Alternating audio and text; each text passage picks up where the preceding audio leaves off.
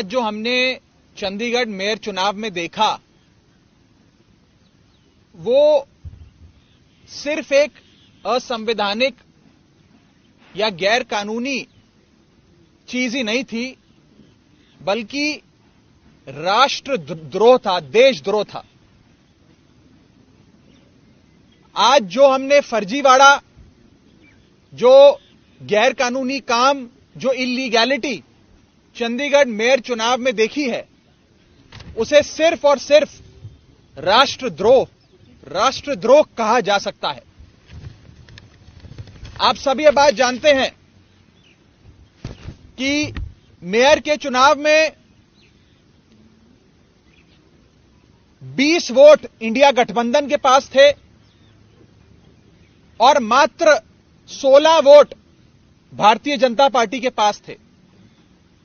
15 और साथ में अगर मैं एक और अन्य वोट भी जोड़ दूं, जहां 20 वोट आम आदमी पार्टी और कांग्रेस पार्टी के इंडिया गठबंधन के पास थे, वहां गठबंधन का जीतना, इंडिया अलायंस का जीतना तय था। और अपनी हार को सामने देख बीजेपी ने षड्यंत्र रचे। सबसे पहले 18 जनवरी को होने वाले चुनाव में प्रिसाइडिंग अफसर, जो चुनाव कराता है अफसर, उसे बीमार करके अस्पताल में भर्ती करा दिया ताकि उस दिन चुनाव ना हो। फिर चुनाव की जब नई तारीख आई, जो हाईकोर्ट ने निर्धारित करी, उस बीच ऑपरेशन लोटस करके आम आदमी पार्टी की और कांग्रेस के पार्षदों को खरीदने की कोशिश करी गई। जब बीजेपी का ऑपरेशन लोटस भी फेल हो गया, तो बीजेपी ने आज आप सबकी आंखों के सामने और आप सबके कैमरों में कैद जो फर्जीवाड़ा किया है, पहले मैं वो सिलसिलेवार तरीके से आपको बताना चाहता हूं। बीजेपी ने अपने ही पार्टी के माइनॉरिटी विंग के ऑफिस बियरर को प्रिसाइडिंग अफसर बनाया, यानी कि जो शख्स घोषित भाजपा का सदस्य है, उनका ऑफिस बियरर है, पदाधिकारी है, उस माइनॉरिटी विंग के सेक्रेटरी को प्रिसाइडिंग अफसर बनाकर उसकी देखरेख में चुनाव कराने की घोषणा करी।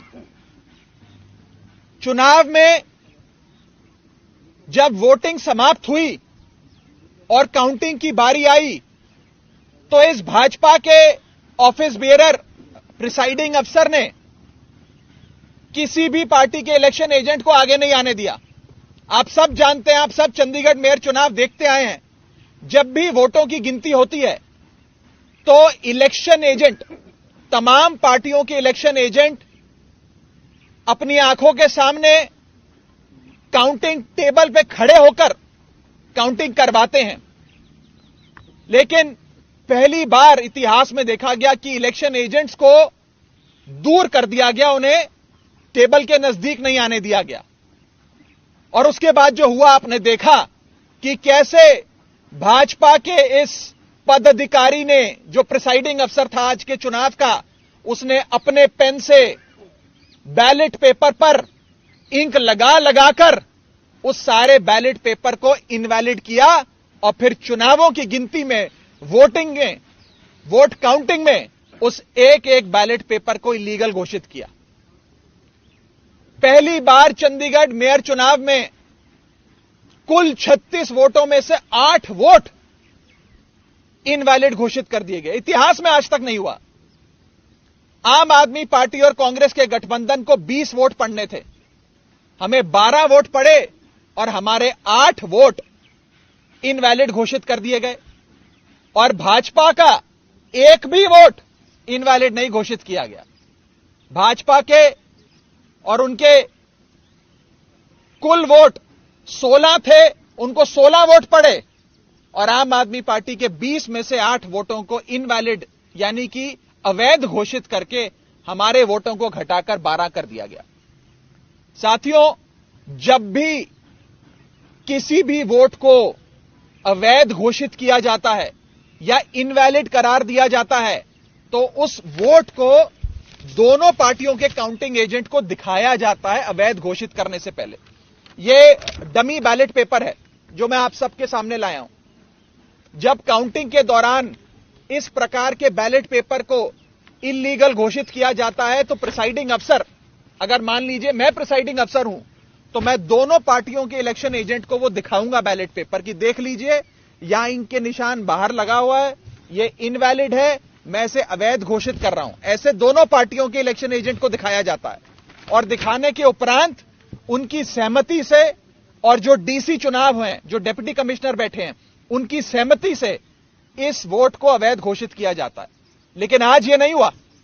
आज ना इलेक्शन एजेंट को दिखाया गया, ना डीसी को दिखाया गया, और बस एक एक कर आम आदमी पार्टी के वोटों को और कांग्रेस पार्टी के वोटों को अवैध घोषित कर दिया गया।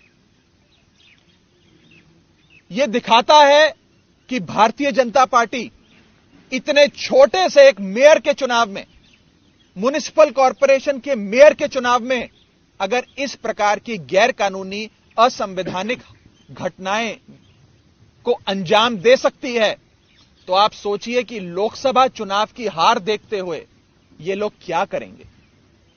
क्या भाजपा इस देश को नॉर्थ कोरिया बनाना चाहती है कि इस देश में चुनाव ही ना हो, और चुनाव सिर्फ उसी स्थिति में हो जहां भारतीय जनता पार्टी पूरी मशीनरी को रिग कर पूरी चुनावी प्रोसेस को विशिएट कर चुनाव जीत सके। साथियों, मैं अनिल मसीह, जो भारतीय जनता पार्टी के माइनॉरिटी विंग के पदाधिकारी हैं और आज के प्रिसाइडिंग अफसर हैं, उनके खिलाफ कार्रवाई की मांग करता हूं। आपराधिक मामला दर्ज होना चाहिए और उनकी गिरफ्तारी होनी चाहिए। ऐसे लोग और ऐसी पार्टियां जो हमारे देश की लोकतंत्र की सरेआम हत्या कर रहे हैं, उन लोगों को बाहर रहने की कोई आवश्यकता नहीं है। उन लोगों की सही जगह जेल है, उन लोगों को जेल होनी चाहिए। और मैं एक और आपको फैक्ट बताना चाहता हूं। जब भी काउंटिंग के दौरान कोई भी इलेक्शन एजेंट पार्टी का ऑब्जेक्शन रेस करता है, तो उस ऑब्जेक्शन को डिप्टी कमिश्नर और वहां पर बैठे जो इलेक्शन ऑफिसर्स होते हैं उनसे सलाह मशवरा करके उसका हल किया जाता है। आज पूरे सदन में हंगामा चल रहा था, लोग आपत्ति दर्ज कर रहे थे, प्रिसाइडिंग अफसर के कंडक्ट पे सवाल खड़े कर रहे थे, लेकिन प्रिसाइडिंग अफसर इलेक्शन कराते रहे, काउंटिंग करते रहे, और जैसे ही बीजेपी के कैंडिडेट को उन्होंने घोषित किया बतौर विजेता, उसके बाद जितने भी बैलेट पेपर थे काउंटिंग के, उन्हें जल्द से जल्द हटाकर एक कमरे में लॉक कर दिया गया।